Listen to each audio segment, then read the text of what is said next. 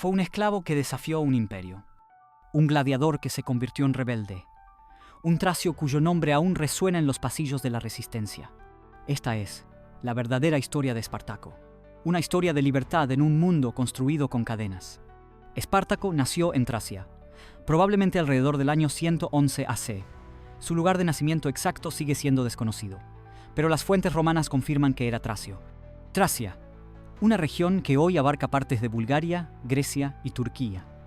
En aquella época, Tracia era una tierra fragmentada de tribus independientes, algunas aliadas con Roma, otras en resistencia.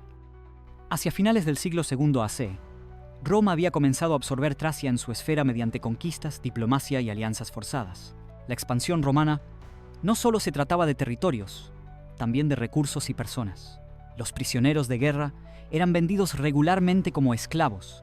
Espartaco pudo haber servido en las auxiliares romanas, unidades compuestas por no ciudadanos, antes de desertar. Si fue así, no era algo inusual. Roma reclutaba y descartaba tracios con frecuencia, usándolos como tropas prescindibles en las fronteras. La deserción, sin embargo, se castigaba con la muerte o la esclavitud. Así fue como probablemente terminó como esclavo. En este periodo, entre los años 73 y 71 AC, Roma estaba gobernada por funcionarios electos llamados cónsules y por un senado poderoso. No existía un único gobernante o emperador. Esto sucedió durante la República Romana. Para entender a Espartaco, debemos entender la esclavitud en Roma. En su apogeo, los esclavos constituían entre el 30 y el 40% de la población de Italia. Trabajaban en los campos, cocinas, talleres y también como tutores o concubinas. Pero el destino más brutal esperaba a quienes eran enviados a las escuelas de gladiadores. El Ludus de Capua era uno de los muchos centros de entrenamiento donde los esclavos eran forjados como luchadores para el espectáculo público. Espartaco fue enviado allí bajo la autoridad del lanista Lentulo Batiato, cuya escuela preparaba hombres para el sangriento entretenimiento de la élite romana. Los gladiadores eran a la vez temidos y celebrados, paradojas vivientes en una sociedad que los consideraba propiedad, pero los aclamaba como héroes. En el año 73 AC, Espartaco y unos 70 gladiadores se rebelaron. Al principio, armados solo con utensilios de cocina, vencieron a sus guardianes y huyeron al monte Vesubio. Esta no fue la primera revuelta de esclavos. Dos grandes levantamientos ya habían sacudido la República Romana en Sicilia en décadas anteriores, pero este se convertiría en la amenaza más seria hasta entonces. Desde su campamento en el Vesubio, lanzaron incursiones contra ciudades y fincas romanas. El movimiento creció rápidamente, atrayendo a miles de esclavos fugitivos, campesinos empobrecidos e incluso antiguos soldados desencantados con Roma. No se trataba solo de Espartaco. Era una rebelión de los marginados. La rebelión llegó a contar con decenas de miles. Espartaco no fue el único líder. Lo acompañaban Criso y Enomao, también gladiadores. Pero Espartaco emergió como la mente más estratégica. Espartaco se alzó en un momento de gran inestabilidad en Roma. La república se resquebrajaba bajo su propio peso. La violencia política se había vuelto rutina, la desigualdad económica se disparaba y generales como Sila y Mario habían convertido a los ejércitos romanos en bloques de poder privados. En medio de este caos, Roma subestimó inicialmente a Espartaco. Se enviaron milicias locales y cónsules mal preparados para sofocar la rebelión, y fracasaron. Espartaco, junto a líderes como Criso y Enomao, derrotó a múltiples fuerzas romanas. Durante 2 años, vencieron a varias legiones romanas. Sus tácticas no eran las de un grupo desorganizado de esclavos. Demostraron una brillantez estratégica, emboscadas, incursiones nocturnas, disciplina en el campo de batalla. Espartaco es descrito como valiente, inteligente y humano, en contraste con muchos comandantes romanos de su tiempo. ¿Qué era lo que luchaba Espartaco por conseguir? Los historiadores no se ponen de acuerdo. Algunos creen que su objetivo era marchar hacia el norte y escapar por los Alpes hacia la libertad. Otros piensan que tenía ambiciones más radicales, destruir el sistema romano desde dentro. Sabemos que no saqueaba indiscriminadamente, prohibía los excesos personales, castigaba a quienes abusaban de los civiles y trataba de mantener el orden. Incluso negoció, o al menos lo intentó, con piratas para llevar a sus fuerzas a un lugar seguro.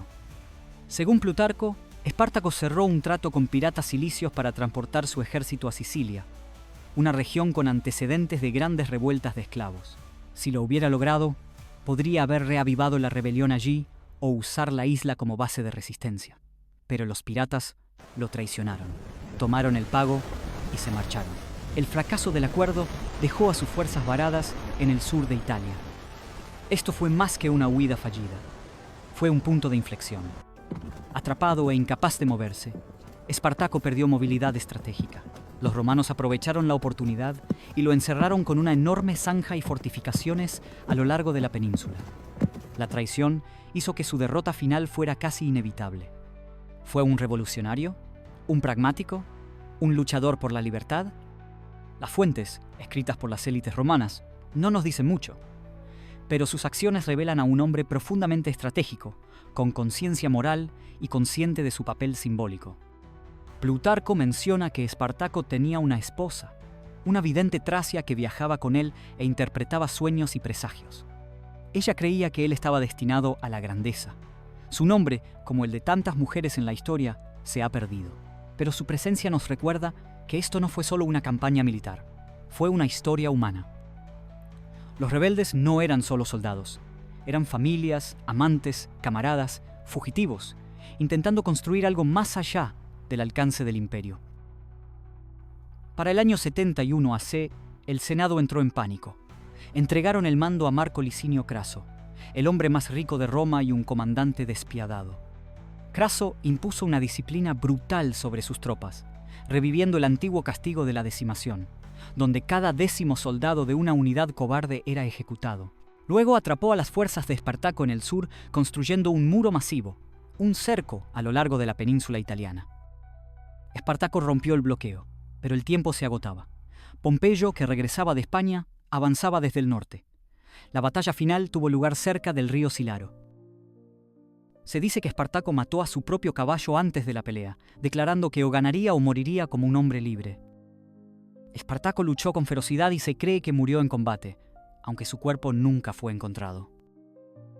Después de la rebelión, Roma crucificó a 6.000 seguidores de Espartaco a lo largo de la Vía Apia, una línea de muerte que se extendía desde Capua hasta Roma. Fue una brutal demostración del poder estatal. La rebelión fue aplastada, pero la memoria de Espartaco perduró. Roma sobrevivió, pero quedó sacudida. La rebelión reveló la fragilidad de una república construida sobre la explotación. Sin embargo, a pesar de la magnitud del levantamiento, el Senado borró a Espartaco de la memoria oficial. No se erigió ningún monumento, no se escribieron historias en su honor, solo quedó el miedo. Durante casi 2000 años, Espartaco fue un fantasma, un nombre sin historia. Pero en los siglos XVIII y XIX, los revolucionarios lo redescubrieron. La Revolución Francesa lo vio como un símbolo de libertad. Karl Marx lo admiraba como el líder ideal de una revuelta de clases. En el siglo XX, los comunistas nombraron brigadas en su honor. Se erigieron estatuas soviéticas dedicadas a él. Y en 1960, Hollywood presentó al mundo Espartaco de Stanley Kubrick, una épica romántica que lo dio a conocer a una nueva generación. Hoy, Espartaco se sitúa en la intersección entre historia y mito. Sabemos sorprendentemente poco sobre sus pensamientos o sentimientos, pero sabemos lo que hizo, y eso es suficiente. En un mundo donde algunos hombres nacían para gobernar y otros para servir, Espartaco se levantó y dijo que no. Esa rebeldía, cruda, peligrosa e inolvidable, es la razón por la que su nombre perdura. Puede que el imperio lo haya aplastado, pero en la memoria sigue siendo un espíritu invencible.